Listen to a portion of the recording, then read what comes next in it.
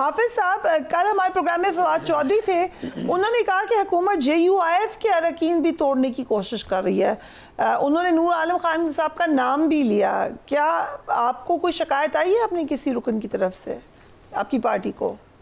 मुझे तो अभी तक अपने पार्टी के हवाले से या पार्टी के दोस्तों से जिससे भी हमारे आज तक राबते हुए हैं या कहीं हमारी उठक बैठक हुई है, कहीं भी नूर आलम खान का मुज़ाकरा नहीं हुआ है इस हवाले से कि नूर आलम खान साहब या हमारे पार्टी में कोई और नाम, क्योंकि आपने नूर आलम खान का नाम लिया तो अभी तक मेरे इल्म में कोई ऐसी बात नहीं है कि हमारी पार्टी में से किसी को तोड़ दिया जाए।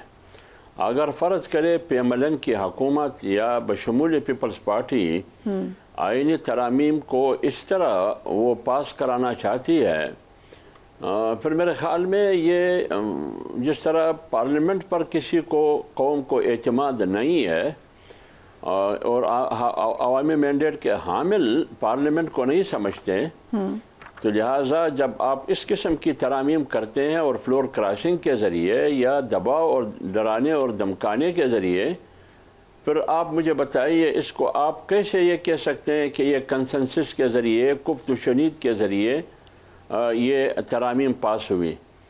फिर तो ये तो या दौलत इस्तेमाल होगा या ताकत इस्तेमाल होगा, तो इस पर न कौम एतमाद करेगी इन तरामीम पर और न पार्लियामेंट में जो लोग अपोजिशन में बैठे हैं न वो एतमाद करेगी, बल्कि आपके अंदर में से पार्लियामेंट में जो हुकूमती बेंचों पर बैठे लोग हैं उनकी ज़मीर उसको मलामत करेगी।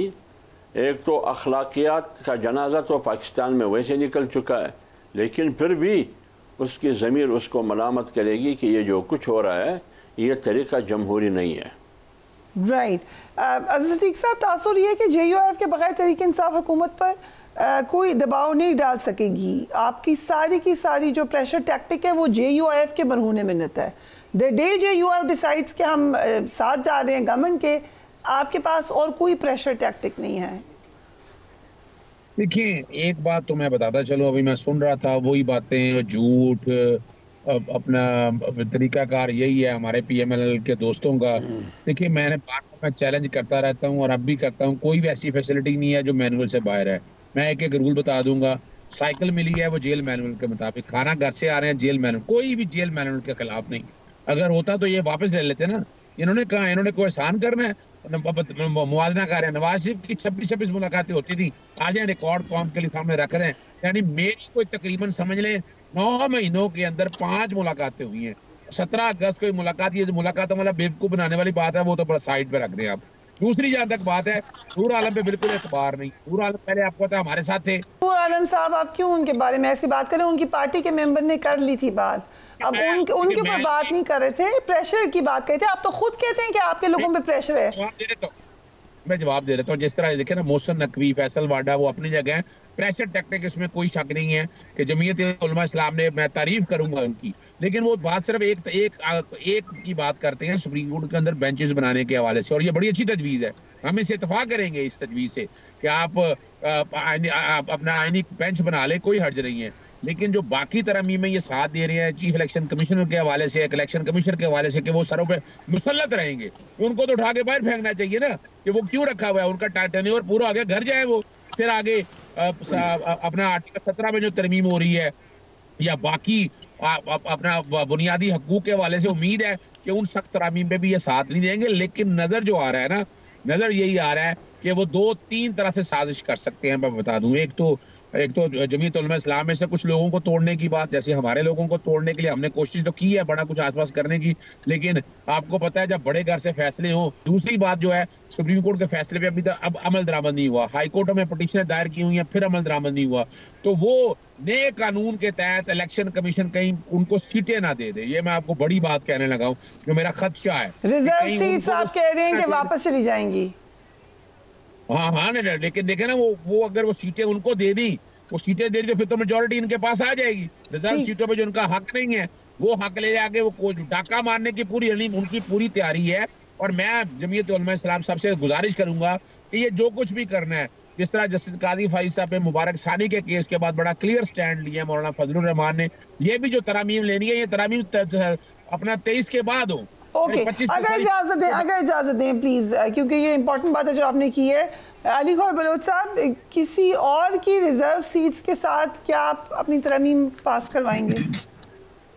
नहीं, देखें, ये तो फिर एक अलग डिबेट है, और मैं समझता हूँ कि जिस तरह से सुप्रीम कोर्ट में एक ग्रुपिंग बन गई थी और कुछ इंतहाई काबिल एहतराम जजेस की तरफ से ये क्लियर तासर आ रहा था कि वो एक पार्टी की तरफ से सहूलतकारी हो रही है, और वो डे वन से कहीं ना कहीं से फराम की जाती है, इधर से भी की जा रही है। सुप्रीम कोर्ट ने आपको कोई सहूलतकारी नहीं की, कोई फैसला आपके फेवर में नहीं आया, किसी की मुद्दत खत्म नहीं हुई इलेक्शन लड़ने की, किसी की सजाएं वापस रिवर्स नहीं हुई, ऐसा कुछ नहीं हुआ?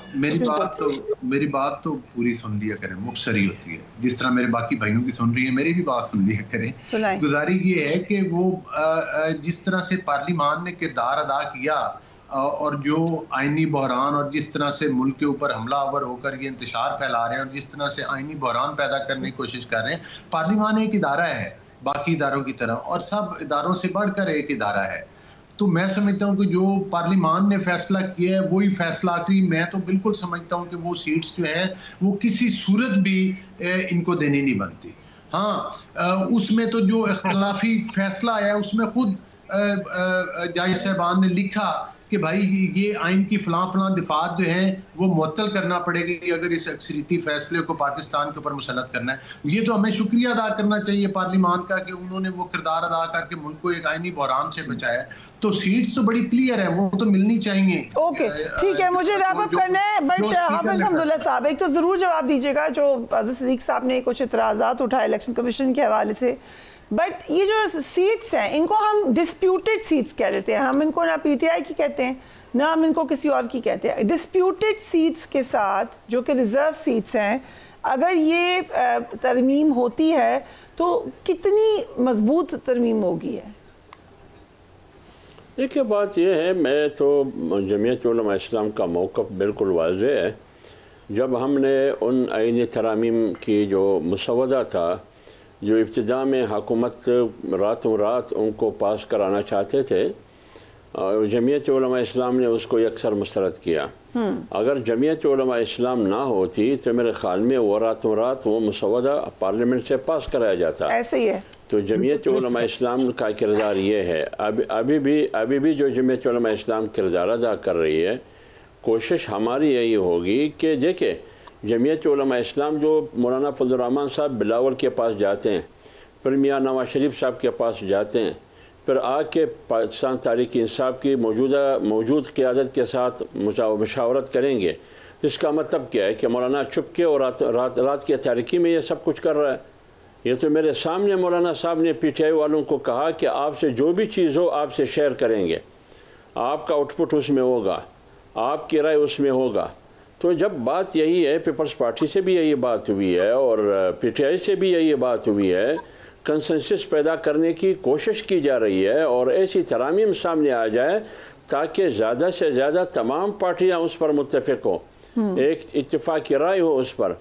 इसके अलावा और मैं क्या कह सकता हूं आपको? ठीक है, राइट, बहुत शुक्रिया।